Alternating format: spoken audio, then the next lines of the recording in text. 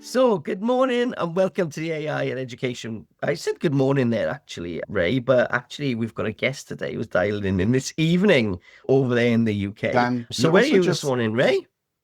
I'm Dan. You just said dialing in. What are you from, the 1970s?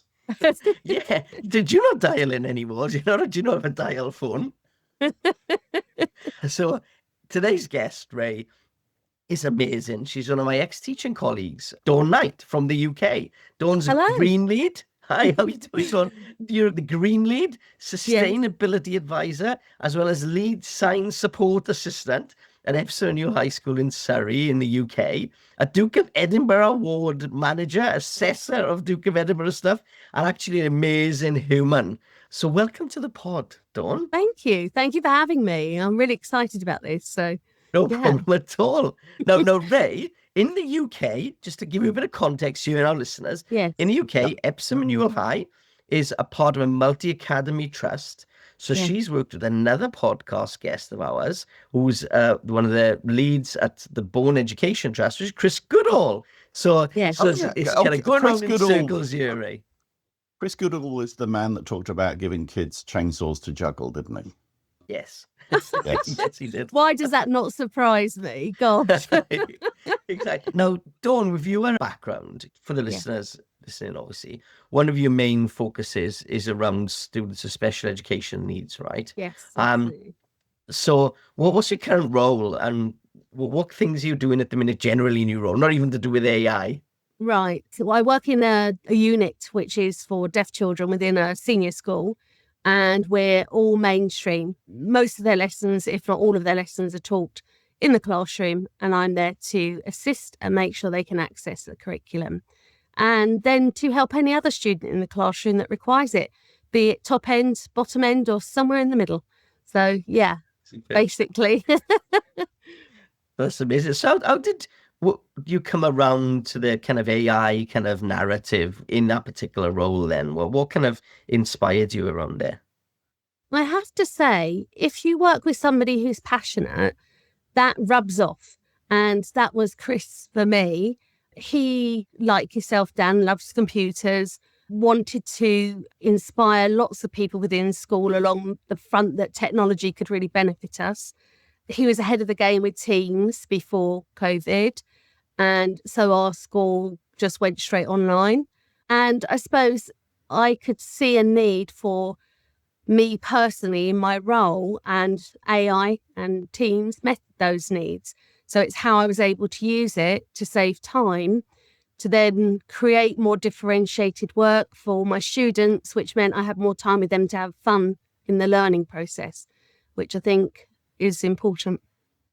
It's an interesting flipping of that conversation, because what you're talking about is, here's this technology that could be applied to students with differentiated needs. Whereas in the past, I've often felt that there was a technology specifically for those students that then became useful for other people. It's a bit like captions on TV. Captions on TV were originally for deaf people, but now captions on TV are for everybody. Like in my household, whenever I get up and make a cup of tea, because the kettle is noisy, we switch captions on for the 2 minutes that the kettle is boiling. And I think it's become a mainstream use. Yeah. I see people watching TV on the bus with the captions on, thank goodness, and headphones in sometimes. So I suppose that's more polite, isn't it, now in society, that you're quieter when you do things and people don't want to not be able to watch their phone. I wish I had the courage for the people that don't switch on captions and don't put in headphones. Anyway, so it's interesting, because what you're saying is Chris introduced you to a technology that you then thought had application for your students. Yes. Rather than not just my students, all students. I helped a friend of mine's little boy. He phoned me up and said, I really don't know how to do this piece of work. And he had to watch a video and he had to come up with what was being said and answer certain questions. I said, well, just shove the captions on and then stop it as you go, watch a little bit, stop it, make notes. You've got all the spelling, mostly, if the captions have been put in before it's played rather than on live. You know, it's great for your spelling, It'll help you making notes. Yeah, I just find my daughter's dyslexic. She uses it for that. It's great for deaf kids. It's great for any child that wants to spell correctly, because the captions obviously are spelt correctly. So yeah, I think it's a win-win for everybody, definitely. And that's an interesting one, isn't it? When you talk about teams there, a lot of the kind of technologies, I suppose, which I suppose when people are thinking Gen AI, they're thinking about like ChatGPT, Copilot, things like that. But with people doing sign language and closed captioning and transcriptions, a lot of that AI, which is useful for you as well, is embedded in tools that are kind of everyday use, right? Like say Teams, if they're in a Teams meeting, they can get those transcriptions. Yeah, absolutely. And it's brilliant. I have my transcriptions on mine all the time.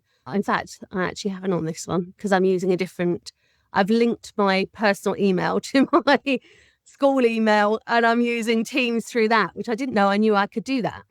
Okay. So well done on that front for Microsoft allowing you to do too. I was like, Yeah. okay, so every day is a school day, even for adults. You know, this isn't just for children, it's for any age group that can use this AI for anything in life.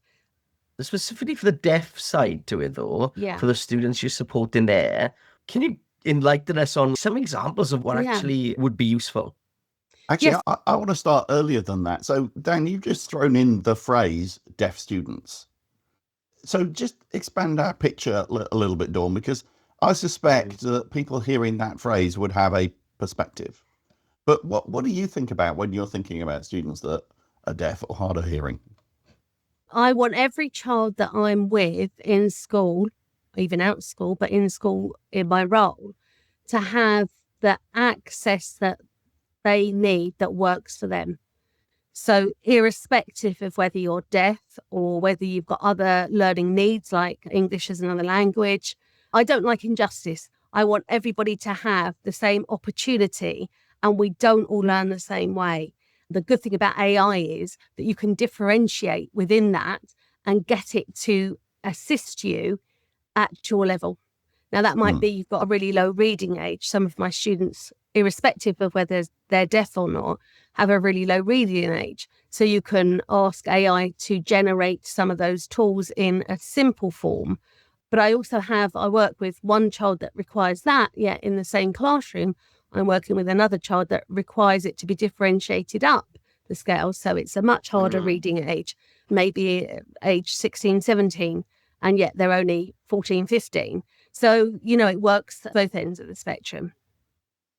Yeah. So specifically to unpick that kind of side then, so when you're looking at specifically supporting deaf students, because I remember when I was teaching in the same school as you and several of your colleagues would be in the class with me, and while I'm talking, interpreting, doing sign language to support those students. So what kind of ways have you now switched your kind of approach with that using Gen AI? So my role has changed actually since you and I worked together. The students I currently have aren't necessarily BSL users. So that's British Sign Language users. So the capacity I have now at the moment for this cohort of students is more like note taker form and then pre and post teaching. So for me, what I might be able to do is we might have a video come on. Quite often in geography that will happen, particularly let's say in our year 9s, and I'll download the transcript through AI and then I will generate work that I can do after the lesson to check that they've understood it. Or sometimes if I know what the video is before the lesson, I can do it before the lesson, give them a transcript, and then at the end they can highlight the key bits of information that they felt were new to them or something they feel that they really needed to know, or even to answer questions that I could generate from that as well. So AI, for me, I can create differentiated work. I can create transcripts. I can then do word fills from those transcripts. You know, there's lots of different things once you've got that key information that you can then generate through AI to meet that student's need. So it's really, really beneficial. Yeah. And it saves lots of time, of course, for me. So that's beneficial too. Does it save you a lot of time, genuinely? Yes. You know, because a lot of people kind of say teachers are burnt out and everybody's stressed, which is true. But then we always fill our time in with other stuff. Do you feel you're doing more? I think if you're going to generate a piece of work, it depends how you use AI. So for me now, I find at the moment, I quite often will use it as a checklist, and it's knowing how to use your prompts as well to ensure you get an outcome that you've asked for. So you kind of got to be a little bit wise how you use it. For instance, when I started doing all the green work, I said, right, I'm going to set up an eco-friendly club for my students in school. What type of areas must I cover to ensure I have a good, healthy club? And it generated lots of information for me. And I went through and I went, yeah, I've done that. Maybe not in that remit, but yes, I can tick that box. Oh, yes, I've considered that also. Haven't really considered that in the same way. Maybe I need to think about that side. So as long as you put in balanced information, it will give you balanced information back. So for me, that's useful as well. I use it as a checklist. I can generate work through it for the students as well when I'm pre and post teaching, which is really useful as well. You've done it in your day job, and you've done it in your second day job with your eco club and everything. That sounds amazing. Yeah. The sustainability work you've done and the Duke of Edinburgh thing. So I suppose it saves you time when you're planning the Duke of Edinburgh stuff as well, and the sustainability things. For me, I'm doing more with the sustainability now. I ran the Duke of Edinburgh for 2 years, and then just after COVID, I decided to withdraw from that to invest in other things. So now I'm not doing the Duke of Edinburgh, but I am doing all the green work. So as a trust, we're really blessed, actually, that they've picked up on a sustainability side of things within the trust. And so for the last 2 years, we've had a green week, so a whole week based on green topics. And then a couple of weeks after that, we've had a big green conference up in London, which has been amazing. And so the first year I took 12 of my students up and a couple of members of staff. Last year it was 6 of our students up and a member of staff, because now all the schools in the trust are included. And we've got something like about, I think, 27, 28 schools. Yeah. So it's quite a big thing. Do you discuss the sustainability in terms of AI when you're doing that or not? Or is it more, has it got to that stage yet where you're talking about the AI, sustainable data centers and water usage and things? Or is it not? Well, I've kind of got 2 hats on my shoulders. I kind of got like my nice green hat here, which is flourishing. And then my AI hat here, which is sort of sucking the water out of it. So I don't know. It's kind of like opposite poles, if you like. But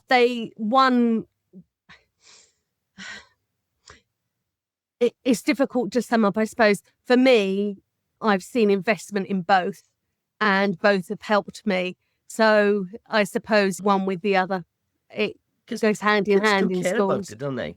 Last night at the dinner table, my daughter sat down and she was like, she did a dance. It was like really late. It's 8:30. And I was sitting down and she said, so you didn't tell me that the data centers, all this AI I'm using is now like killing the planet. And I had to have a big discussion with her about data centers and sustainability. And then Tom, my son, was sitting the other side of the dinner table with Copilot on his phone, and he was asking me really hard questions. I felt like being grilled by Parliament at the dinner table. Oh, but it's an interesting discussion to have with your sustainability crew, I suppose. But then don't you think that's a really good thing? So if you understand that, then you only apply it when you need to. So for me, like just asking it for a checklist gives me that opportunity that I've put my footprint on it. I've created like my own little carbon footprint in what I'm doing. And then I've gone, just help me out. Just give me the lowdown. Let's check it. Or I might just do one piece of work and say, right, quickly differentiate that into different levels for me. And then I don't just use it for my students. I'll go away and then encourage other people to use it. We share good practice at school as well, which is brilliant, which then also saves more time. And within our SEND side of things in school, again, we might cross paths with different students in the classroom and we use it for them as well. So, and once you've generated it once, I file it and I reuse it. So it's not as if I'm doing it for each student, do it once, differentiate it in ages and then reuse it again. Have you looked at the agent side to all of this and like agentic AI yet, or where you've got some specific version of your AI that can support individual students, or is that something that's coming along the horizon? Pass. Okay, all right. Okay. I That's don't okay. know. I'll be really honest. And I hope for all the people that are listening, they can relate to this. Yeah. How I started off with computers, because I'm quite old, I was told don't break it, so I've always been very cautious. So I only know like the basics. However, the basics have really worked for me in the role that I have. And I encourage other people when I'm with them. I say, well, have you considered using AI?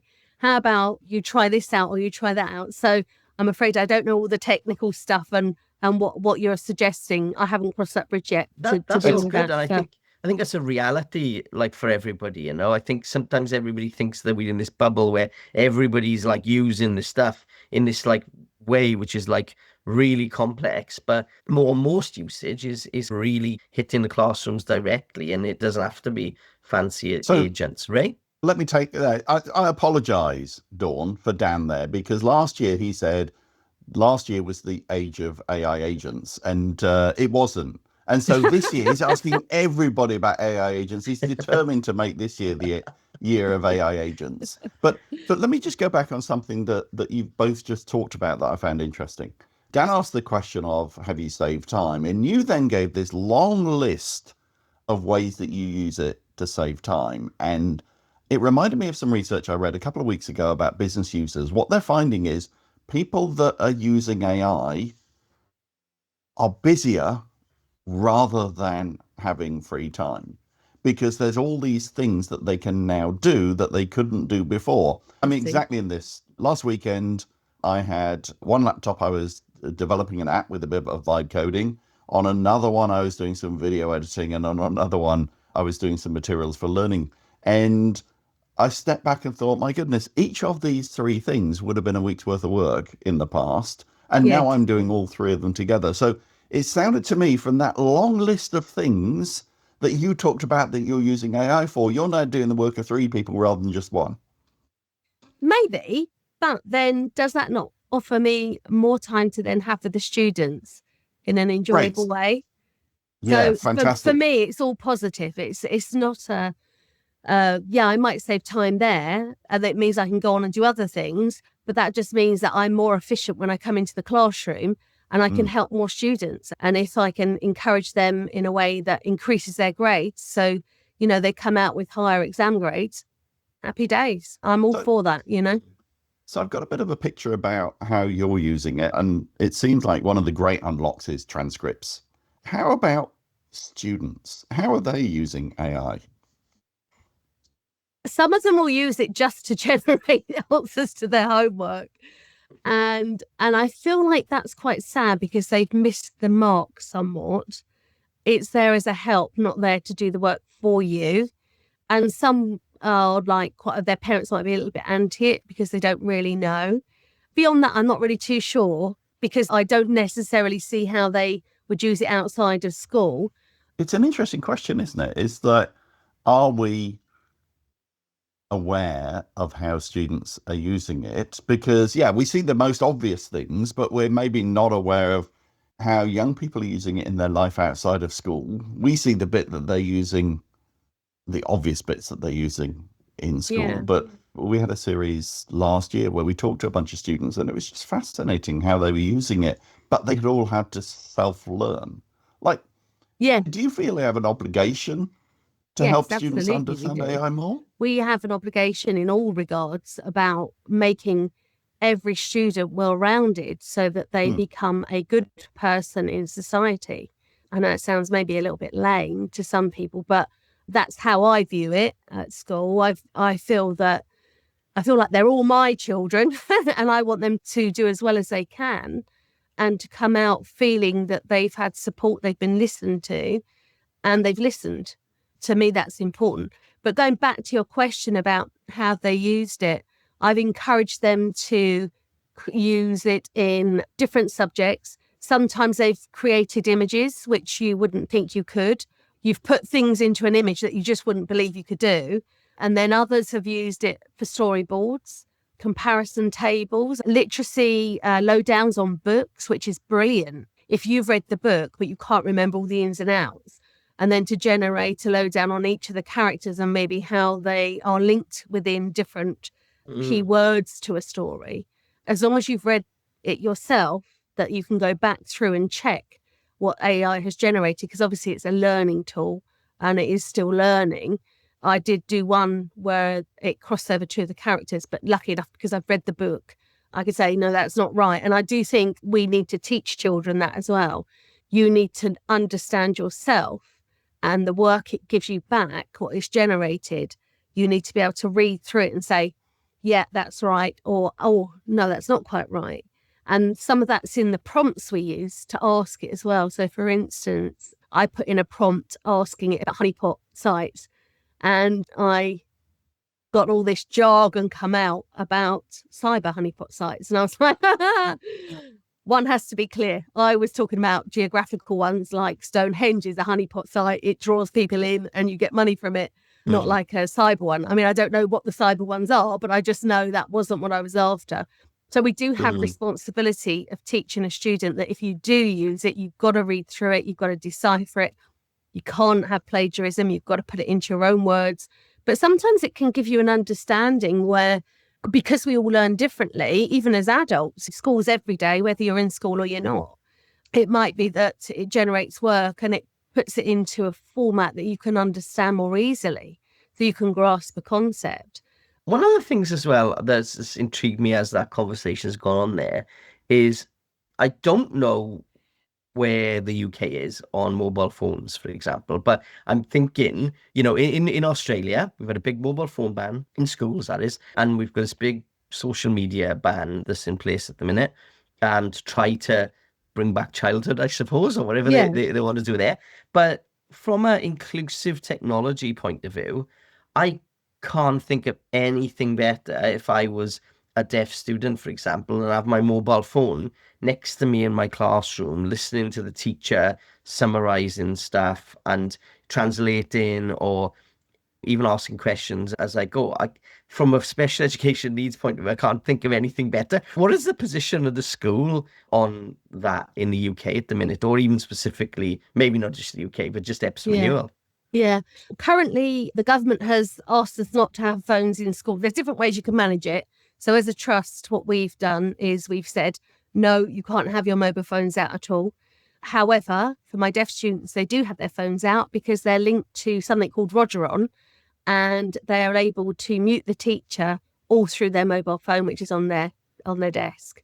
Our year 7s currently all have iPads, and our year 12s have iPads that they work on during the lessons. And I think it's next year, the rest of the year groups get them as well. So then our students are going to have the app for Roger-On their iPad. What does that do? It basically cuts out background noise. It sits on the speaker's chest here, and it reverberates from the sound when they're speaking. And it goes straight into, like Bluetooth, straight into whether it's cochlear implants or hearing aids. And it just cuts out that background noise. You can have different levels, so you can set it. For most of the students, there's very little background noise, so they access more of what's being said by the teacher, particularly if the teacher turns round and looks at the board, which is not good deaf-aware practice, and is still talking. It means the student can still hear what's being said, because obviously they can't read their lips or facial expressions or body languages. They can't see that, they can't access that side of things. And that's why, going back to the transcripts, it's so good, because it's really difficult to watch a film, read subtitles, understand what's going on and make notes. It's not impossible for deaf students and some of the lower end students as well. They're just not able to do that. So that's where the transcript printing became a big thing for me, because it enabled me to do so much more with it. I found it to be very student-centric through differentiation, SEND needs, subject-specific, age-wise as well. If your reading level's not very good, you can have a really complex piece of text and you can put it into more simple forms so you can grasp easily what's being said. You can create bespoke scaffolding for students. They can create their own sentence starters for a story, let's say. They can be inspired. That's what it's about. It's about encouraging you to see more than you can see, or think more than you can think. I find it really fascinating, because some of those examples, I think about it, and I know that I use AI for exactly the same thing. I'll use the phrase ELI 16, with an academic paper, which is, oh my goodness, this is very dense academic language. Explain it to me like I'm 16. So Yes. I do exactly the same thing. Yeah. And the other thing, thinking, we've talked about transcripts a huge number of times. We use AI to create transcripts of the podcast, but then it means we created a notebook LM with all the transcripts from the last 4 series. And it means you can go in and have an interesting conversation over 9 hours of listening to get down to a particular topic or whatever. So it allows me to go deeper, and it's exactly the same technology. I don't have any of those challenges of your students, but I'm using exactly the same things Yes. for, in many ways, the same scenarios. It's And really then interesting, isn't you it? could put it all into AI and then download all of those transcripts, different aspects of them, and then say, right, create for me a comparison table. And Okay, things Joel. like that. You just go beyond and beyond and beyond. It offers so much. So training wise, right? You at the pointy end of supporting, not only supporting students across the school, you've got your different groups, you've got the students in the deaf kind of and hearing impairment areas. How does the training actually, you talked at the beginning about Chris, if you're a school and you kind of need to disseminate this, how's that training work? What's worked well? What would your tips be to get people on this journey of utilizing it effectively? For me, it was about realizing it met a need. The same with teams, really. I started creating locked, I don't know what the terminology is, like locked channels within a team. It has the little padlock. Has it got a specific name? Private channels, yeah. I created those. I didn't even know, I still didn't know what they were called. And I was using those within DFE. And I was talking to other people in DFE and they were like, well, we don't do that in teams. I said, but it's so wonderful. It offers you so much. You can have teams within teams. And it's the same with AI. I realised it met a need for me within my role. And the 2 ladies I was working with at the time weren't so keen on using a computer, let's say. And I was showing them and saying, well, try this, give this a go. And then that stemmed on to all the other TAs. I was asked to actually teach them. And it's more about prompts. It's learning how to use it to get the best out of it. But it's still you're learning as much as AI is learning with those prompts too. So then I trained up a load of TAs and encouraged them to use teaching assistants, right? Sorry. Yes, teaching assistants. Accurate investing, yeah. And then that went on to other things where I realised I was using it within other areas. We had, they call them the Hong Kongers. A lot of people have come from Hong Kong to live over here, and that's the term they like to be called by. And they came into school, and then I was showing them how we were using it. And then obviously the Department of Education came in as well, and we were asked to show them too. It's been beneficial. People are talking about it because it does help. So the Department of Education popped in, just popped yeah. into the school. Yeah. Wow. And I had a chat with them too. In fact, I can't remember the man's name now, which is a shame. But he basically said, so you have to be educated to use AI then. And I was like, well, yes, you have to read what it's created.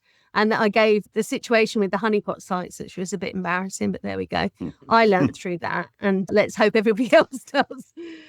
The department, when you were at BET show 2026 this year, the Right Honourable Bridget Phillipson, Secretary of State for Education, also called you out for the work you're doing with AI. Was anything specific around that? I think it was the fact that I've been at my school for 19 years in September, and the fact that we're maybe slightly ahead of the game because of Chris's outlook. He's encouraged us to be quite forward thinking as a school and as a trust, which is amazing. And I love that side of it. The government want to invest £23 million into EdTech testbed for a pilot programme for all schools. So we all have the opportunity to be forward thinking. It was linked to that really, that how some schools were using it. And we were, I suppose, a school that were forward, were advanced, I suppose. Yeah. Yeah. So I'm going to tell you what I've got out of this conversation is if I'm an AI person, often in education, we talk about differentiation and personalization. You've just unlocked for me that if there is somebody in my school that is dealing with specific groups of students, they might have used AI in ways that are going to benefit all students? Because some of the examples you've talked about, I think, benefit everybody. So I'm going to go and look for that person. And if there are things I can learn from them that I can apply to all students, that's great.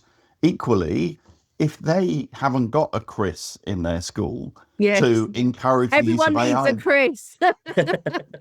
they might be unaware of what it's going to make possible. So therefore, if I'm the AI person and the enthusiast in the school, there's another person in the school that I can help that's going to really provide some breakthroughs for students, and then potentially on for everybody else as well. It's fascinating to see, because I've been in education technology for over 40 years.